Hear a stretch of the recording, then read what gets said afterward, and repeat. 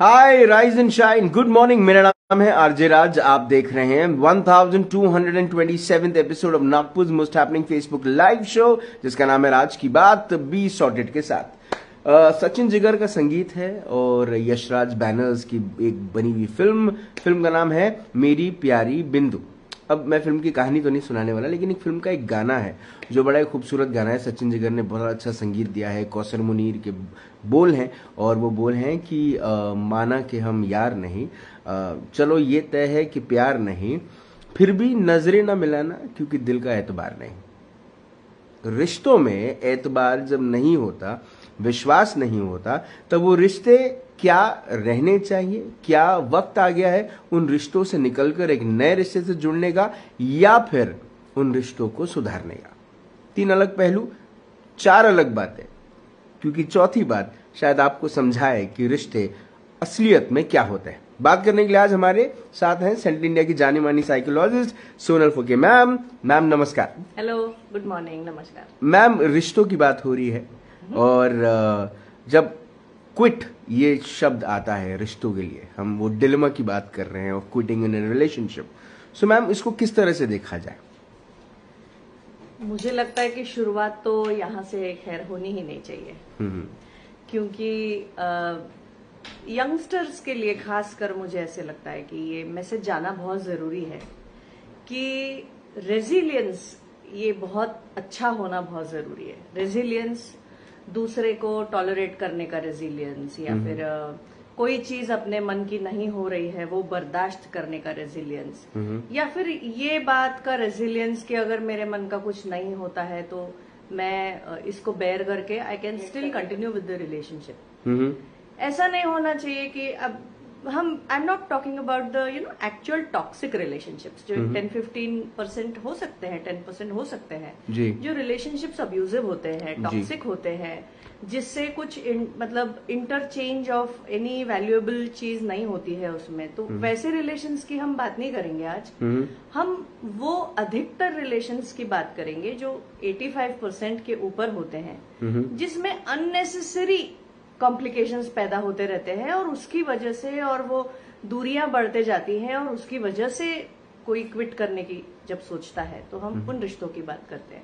But ma'am, how do we get to know कि अब this is the beginning of an end of a relationship?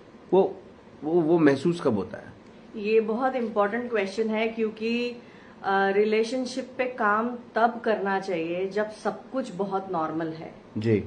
That is the starting point, because starting point उस पे काम करने का ये नहीं है कि जब आपको लग रहा है कि आपकी रिलेशनशिप थोड़ी सी डिस्टेंट होते जा रही है तब आप उस पे काम करें। एक मुझे बहुत अच्छी चीज सीखने को मिली अपने साइकोलॉजी के लर्निंग में, कि हमारे अंदर ना 4 बड़े बड़े शैतान होते हैं। 4, ठीक है। और ये जो 4 शैतान होते हैं वो हमको हमारे पार्टनर के साथ उतनी अच्छी दोस्ती नहीं करने देते। अच्छा। और जब ये 4 शैतान अपना रेगुलर बेसिस पे जब सर बाहर निकालते जाते हैं, तब ये दूरियां जो कपल में होती है वो बढ़ते जाती है जी। तो वो 4 शैतान कौन है? तो the first is a demandingness. Demandingness मतलब मेरी डिमांड्स जी। इसमें कैसे हम हर चीज जो बात करेंगे जी, वो हमारे खुद के पर्सपेक्टिव के बारे में बात करेंगे। मेरी डिमांड्स जी, ठीक है। मेरी डिमांड ये है कि वैलेंटाइन डे पे मुझे रोज मिलना तो चाहिए ही चाहिए। अगर मैं अच्छी रिलेशनशिप में हूं तो वो तो होना ही चाहिए जी। तो वहां पे बात रुकती नहीं है। अगर मुझे ऐसे नहीं किया, अगर मुझे फ्लावर्स नहीं लाके दिए, तो इसका मतलब कि सामने वाले को मेरे लिए उतना नहीं लगता है, या फिर तुम अगर मुझसे प्यार करते हो तो ये तो तुमको करना ही पड़ेगा। तो ये जो चीज है डिमांड, ये सबसे बड़ा शैतान होता है हमारे अंदर। तो मोहब्बत दिल में रखना जरूरी नहीं, इजहार मोहब्बत जरूरी है? बहुत जरूरी है, मगर वो हम सिर्फ खुद के बारे में ही सोचते रहते हैं ना। हमारे खुद के अंदर जो ये चीजों को हम पालते हैं, तो एक तो ये डिमांडिंगनेस है जी। दूसरा है शैतान फ्रस्ट्रेशन इंटॉलरेंस। मतलब हम अपने आप को बहुत रिपीटेडली ये बताते जाते हैं कि ये मेरे से बर्दाश्त नहीं होगा, अच्छा वो मेरे से बर्दाश्त नहीं होगा। और हमारे अंदर से हम अपने आप को ये बताते रहते कि इसने ये इस बार किया है कि ये लेट आने वाला था, इसने मुझे इन्फॉर्म नहीं किया है, बहुत मुश्किल से मैंने ये टॉलरेट किया है, अब नेक्स्ट टाइम मैं ये टॉलरेट नहीं करूंगी। तो हम क्या करते हैं कि ये फ्रस्ट्रेशन, इंटॉलरेंस हम हमारा बढ़ाते जाते हैं और उसकी वजह से हम फ्रस्ट्रेट होते जाते हैं। तो ये एक बहुत बड़ा रीजन है हमारे अंदर के सैडनेस का, जो रिलेशनशिप को लेके होता है। ये सेकंड है शैतान। जो थर्ड शैतान है वो है कैटास्ट्रोफाइजिंग। कैटास्ट्रोफाइजिंग मतलब जो चीज जितनी बुरी है उसको आउट ऑफ प्रोपोर्शन ब्लो करना। सिंपल बात है, अगर एक मैरिड कपल है और अगर हस्बैंड फॉर एग्जांपल अपने माँ की किसी रीजन की वजह से साइड ले रहा है कोई आर्ग्यूमेंट में जी, तो आउट ऑफ प्रोपोर्शन उसको ये ब्लो करना कि ये मेरे साथ कभी खड़े नहीं होते हैं जी, ये आउट ऑफ प्रोपोर्शन ब्लो करना है चीजों को, कि मतलब ऐसा है, मतलब बहुत ही बुरा है, मतलब हमारा तो कोई रिलेशनशिप को इनको वैल्यू ही नहीं है। ये जो हम अपने आप को ये बताते रहते हैं, सामने वाला हमको नहीं बताता, ये हम खुद ही अपने आप को बताते हैं कि इसने ऐसा किया मतलब इसको मेरी कोई वैल्यू ही नहीं है। अगर इसने मुझे फोन करके नहीं बताया मतलब इसको मेरी कोई वैल्यू ही नहीं है, मेरे टाइम की कोई कदर ही नहीं है, या मेरे ये तीसरा शैतान है जो हम अपने आप के अंदर पालते हैं जी। और चौथा है ऑल और नथिंग या ब्लैक एंड व्हाइट थिंकिंग। मतलब या तो कोई अच्छा है या तो कोई बुरा है। वो हमारे जो पुराने जो टीवी सीरियल्स दिस साइड और दैट साइड, या तो मेरा जो पार्टनर है वो लाइफ में विनर है या तो वो लूजर है जी, या तो वो बहुत ही लॉयल है या तो वो कम्प्लीटली डिसलॉयल है जी, या तो वो मतलब ये जो ब्लैक एंड व्हाइट थिंकिंग जो होता है या ऑल और नथिंग जो थिंकिंग होता है जी, तो ये चार शैतान हमारे डिसकंटेंट और डिससेटिस्फैक्शन के लिए रिस्पॉन्सिबल है। एक बात ये समझना बहुत जरूरी है कि आपको ऐसे लग रहा होगा कि आपकी सिचुएशन बहुत खराब है, आपकी रिलेशनशिप में कोई मजा नहीं है, बहुत मतलब वैसा कनेक्ट नहीं रहा, और ऐसा फेजेस ऐसे आते हैं रिलेशनशिप्स में। जब ऐसे फेजेस रिलेशनशिप्स में आते हैं तब आपको ऐसा लगता है कि छोड़ देते हैं because I am not growing in the relationship जी। तो वहां मुझे ऐसे लगता है कि when this happens, first thing is long term consequences, you have to think about that. Second is we also have to think कि वही सिचुएशन में अगर मेरी दूसरी कोई फ्रेंड होती तो हो सकता है कि उसने इसको सस्टेन कर लिया होता, क्योंकि ये फेज जाने के बाद then again things are smooth जी। तो वो जो ठीक करने वाली जो बात है उसके लिए रेजिलियंस लगता है, मेहनत करनी पड़ती है हमको, कभी कभी नहीं होती है चीजें अपने मन की, लेकिन हम जो चीजों को जिस पर्सपेक्टिव से देखते हैं, I think that perspective is very important. ऐसा हो सकता है कि मेरा नजरिया वैसा है, वो चीज एक्चुअली इतनी बुरी नहीं है। लेकिन मैम अच्छा सिल्ला दिया तूने मेरे प्यार का, यार नहीं लूट लिया घर यार का। आज तो बिल्कुल अलग मूड तो मैम जब दिल टूटता है, जब हार्ट ब्रेक होता है, तो मैम इस हार्ट ब्रेक को किस तरह से लिया जाए? क्योंकि मैम आप तो जहां देखते हैं वहां पे आपको आपका पार्टनर दिखता है जिसके साथ आप रिलेशनशिप में है। हाँ, मैम लड़कियों का मुझे पता नहीं, बट लड़कों का जो हाल है वो वैसा ही रहता है ना? तो अगर लड़का दही भी खा रहा है तो मैम दही में भी उसको उसकी शक्ल दिखती है महबूबा की। आई एम सीरियस मैम, लड़की को शायद दही दिखती होगी नहीं? नहीं, ऐसा नहीं होता है। एक्चुअली लड़कियां at times are more emotional, पर ऐसा नहीं होना चाहिए, एक्सप्रेशंस अलग अलग होते हैं। बट मैम हार्ट ब्रेक जो होता है वो मैम पेनफुल होता है दोनों के लिए, ऐसा नहीं है, दोनों के लिए पेनफुल होता है। इसको किस तरह से देखा जाए? देखिए, जब हमको रिलेशनशिप को एक बहुत स्टेबल जब हमको रखना चाहिए, कोई भी रिलेशनशिप को हम जब लॉन्ग टर्म के बारे में सोचते हैं जी, तो उसमें स्टेबिलिटी होनी चाहिए जी। कंटिन्यूअसली जो इमोशंस का जो बहाव है वो अगर बहुत ज्यादा रहा तो इंस्टेबिलिटी, मतलब एकदम एक्सिलरेशन या फिर एकदम ही मतलब अनस्टेबल और बिल्कुल बहुत ही ज्यादा डिसकंटेंटमेंट, डिजेक्टेड, ये जो लगता है जी। तो ये स्टेबिलिटी थोड़ी सी होनी चाहिए। तो ये स्टेबल अगर रखना है तो अपने लिए एक पर्सनल बाउंड्री बनाना बहुत जरूरी है। पर्सनल बाउंड्री हम कैसे बनाते हैं कि हमने ये नहीं सोचना चाहिए कि ये रिलेशनशिप मतलब एवरीथिंग इन माय लाइफ, मतलब this relationship is my life. जी। हम जब इतने ज्यादा डिपेंडेंट हो जाते हैं किसी रिलेशनशिप पे, तब वहां पर इंस्टेबिलिटी आने का चांस ज्यादा होता है। इसके लिए एक बहुत अच्छी एनालॉजी है कि जैसे एक ग्लास भर के एक पानी का ग्लास है, ठीक है, उसमें आपके लाइफ के जो अलग अलग प्रॉब्लम्स हैं, वो एक एक प्रॉब्लम को आपने एक एक पेबल समझ के उसमें आप अगर डालते गए तो आप उसमें 5, 6, 7 प्रॉब्लम्स होंगे आपके लाइफ के, वो आपने वो ग्लास में डाले, फिर भी वो पानी क्लियर होता है। और वो पानी आप फिर भी किसी रीजन के लिए आप यूज कर सकते हैं, जैसे आप प्लांट्स को पानी दे सकते हैं, आप थोड़ा हैंड वॉशिंग कर सकते हैं, या आप किसी चीज के लिए वो यूज कर सकते हैं जी। लेकिन एक प्रॉब्लम को अगर आपने इंक का ड्रॉप समझा जी, तो वो ग्लास में अगर 1-2 इंक के ड्रॉप्स आ गए तो वो पूरा का पूरा पानी ही बर्बाद हो जाता है जी। तो पानी को अगर हम हमारे लाइफ की तरह अगर समझे, और अगर वो पेबल्स जो है, वो कोई पेबल्स छोटे होते हैं, कोई पेबल्स बड़े होते हैं, हो सकता है कि आपके पार्टनर के साथ जो आपका कनेक्ट है, maybe that is a big pebble, maybe, but then we should treat it as a pebble and not as a drop of ink, because a drop of ink will spoil the whole glass of water and the, मतलब ऐसा लगने लगेगा कि हमारा life ही पूरा खराब हो गया है। Absolutely. Even though quitting should be the last resort, quitting की तरफ तो जाने की जरूरत पड़नी नहीं चाहिए, पहले ही उसको ठीक करना चाहिए।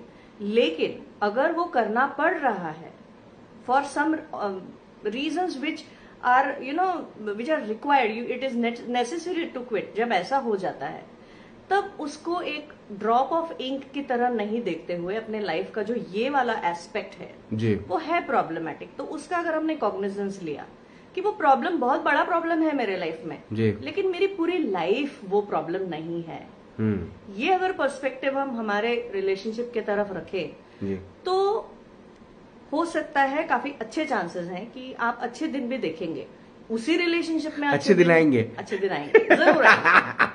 लेकिन मैम वो गुलजार साहब बोलते हैं ना कि नसीब नसीब की बात है, किसी ने नफरत देकर भी बहुत कुछ प्यार पा लिया और कोई बेपनाह मोहब्बत करके भी अकेला रह गया। पहले तो मुझे ये बताओ कि ये सही में गुलजार ने बोला है? नहीं, गुलजार नहीं, ये गुलजार साहब, अरे नहीं मैम, ये गुलजार साहब के बोले, उनका शेर है मैम ये। लेकिन मैम कब ऐसा मोमेंट आ जाता है जब आपको मालूम है you are giving your 100% but things are not working out from both the sides, and when you should actually say this word, let's quit. You should actually try everything and that trying should come from both the sides first. सबसे पहली बात तो professional help लेनी चाहिए, क्योंकि professional help जब आप लेते हैं तब आपको सामने वाले का पर्सपेक्टिव बहुत अच्छे से समझ में आता है। मेन प्रॉब्लम ये होता है कि आपको सामने वाले के जो डीप रूटेड प्रॉब्लम्स हैं वो प्रॉब्लम्स तक आप पहुंच नहीं पा रहे हो, उसकी वजह से तो आधे प्रॉब्लम्स हैं। So when you take professional help, when you see a psychologist, when you see a therapist, a marriage counsellor, जब आप इनसे बात करते हो तो वो जूम आउट करके आपको पूरा पिक्चर अच्छे से समझा देते हैं। इसमें कंडीशंस ये हैं कि जो दोनों पार्टीज हैं they should be genuinely interested in making that relationship work. तो सबसे पहले ये सोचना चाहिए कि why did we first begin the relationship. If you talk about why you were in that relationship in the first place, तब आपको ये लगेगा कि वो रीजन सफिशिएंट है वो रिलेशनशिप कंटिन्यू करने के लिए, राइट?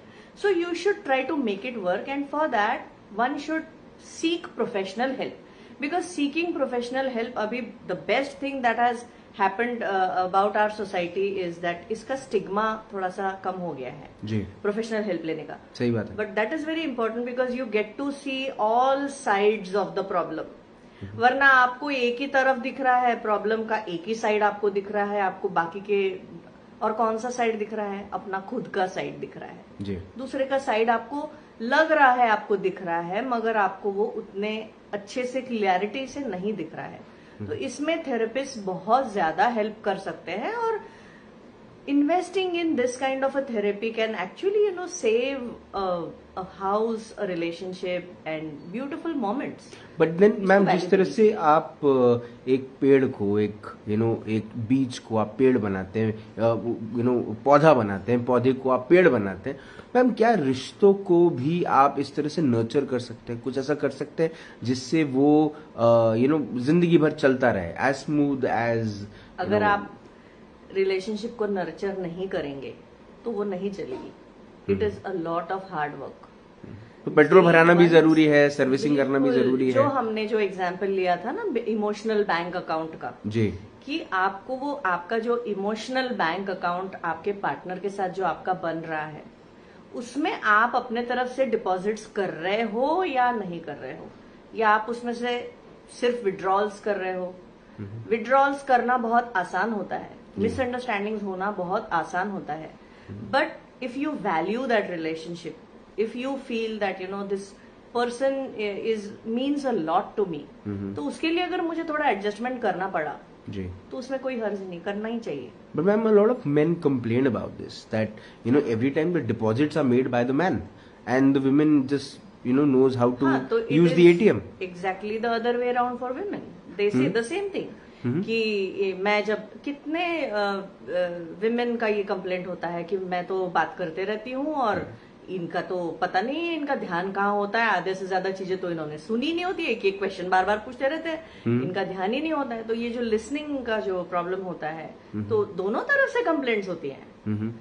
तो उसमें एक ही चीज है, either one thing is, first thing is that you have to accept 100% of that person. जी, अगर आपने ये कंडीशन डाला कि मेरी अच्छी रिलेशनशिप इनके साथ रहेगी, लेकिन उन्होंने मेरे हिसाब से अगर सब चीजें की तो रहेंगी, नहीं तो नहीं रहेगी, ऐसे केस में बहुत प्रॉब्लम्स होते हैं. और इंडियन सोसाइटी में स्टिग्मा अभी बहुत कम होता जा रहा है रिलेशनशिप क्विटिंग के लिए. जी. मतलब ये बहुत अच्छी बात है कि ऐसा जरूरी नहीं है कि आपका बिल्कुल ही किसी के साथ नहीं जम रहा है फिर भी आप पूरी लाइफ अपनी स्पेंड कर दो. ये बहुत अच्छा चेंज आया है. लेकिन इसकी वजह से एक प्रॉब्लम ये आया है कि कभी कभी ऐसा लगता है मुझे कि कपल सफिशिएंटली ट्राई नहीं करते अपनी रिलेशनशिप सस्टेन करने के लिए. वो रेजिलियंस कम पड़ता है, उनको लगता है मैं क्यों एडजस्ट करूं, मैं क्यों सहन करूं.